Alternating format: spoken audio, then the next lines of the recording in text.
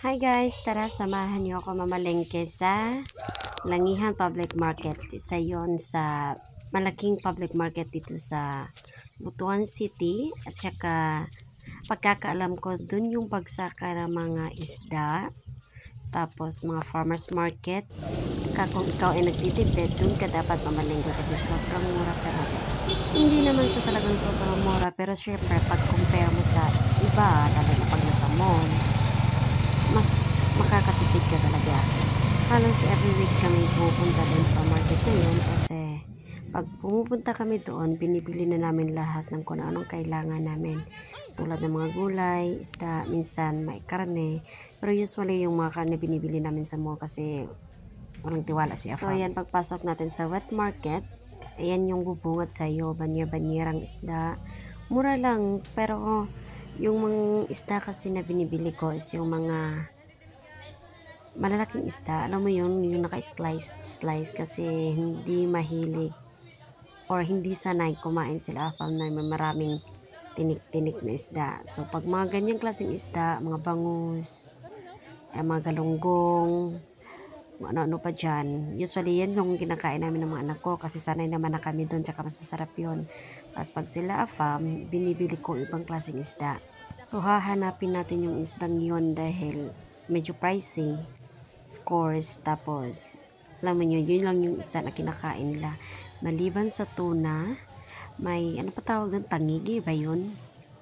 Hindi kasi ako familiar sa mga pangalan ng isda kaya ayan. So ayan, dito mo makikita iba't ibang klaseng isda, seafoods, mga seaweeds. Tapos ayan mga bangus, ayan marami yun sila dito. Bandang unahan, may mga karne sila doon pero yung hahanapin natin dito yung isdang kakainin nila fam. So bale, mag-iikot-ikot pa tayo, no? Hahanapin natin yun. O diba sa left side, sa bandang kaliwa, may mga gulay-gulay din sila dyan. Tapos alam mo yung sauce ng pangkilaw. Meron na rin yan sila binibenta dyan, naka-ready na siya. Tapos ayan, actually marami namang isda pero hindi ko lang talaga mahanap yung isdang gusto ko. O finally, ito pala yung isdang binili ko.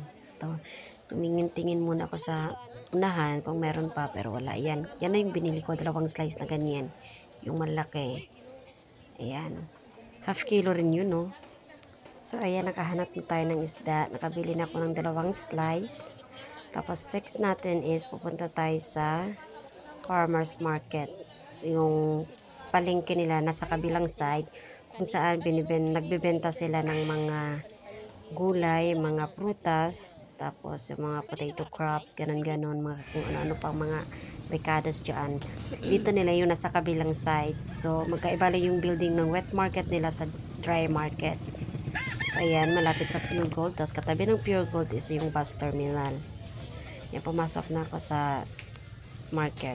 Ayan, makikita mo rin dito lahat ng klase ng gulay. Tapos, mura lang. As in, mura lang compared talaga sa doon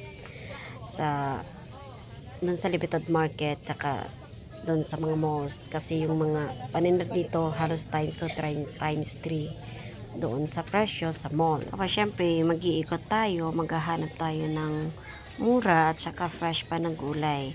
Iilang gulay naman kasi ang binili ko, mga alam mo yon, pipino, tapos may okra, pechay, kamote, mga basic lang yung lagi namin kinakain. Siyempre kasama na yung sibuyas, bawang, kamatis, at kung ano-ano pa na kayang-kaya sa budget, no? Siyempre, tipid-tipid din. Kaya nga andito tayo sa malaking palengke para makatipid. O, diba? Hindi naman porket may Afam tayo, nabili lang tayo na mahal. Pero hindi talaga may iwasan. Minsan napapabili talaga kami sa mall. Lalo na yung 1 o 2 klase lang yung kailangan namin. Binibili na lang namin sa mall. Pupunta lang kami dito pag yung talagang ang dami na namin kulang sa bahay. Dami ng kulang na pangrecados, gulay, ayan. Kaya like once a week lang kami napupunta rito. Ngayon, video ako, hindi ko kasama si Afam.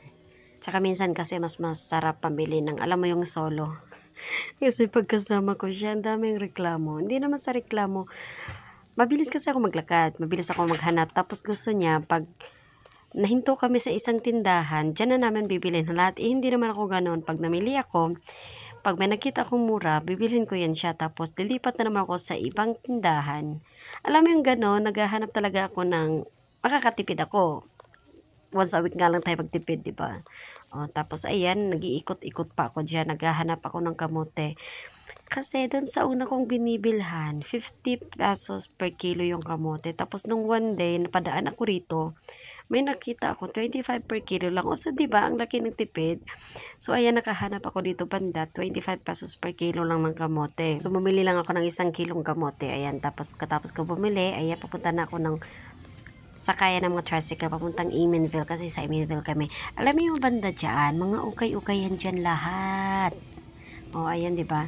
Tinatawag nga ako ng ukay-ukay. Parang gusto na akong hilain pero tinitigilan ko na 'yung sarili ko kasi ang dami ko nang binubuhat, no? Ayan. Dito 'yung mga sakay ng mga tricycle.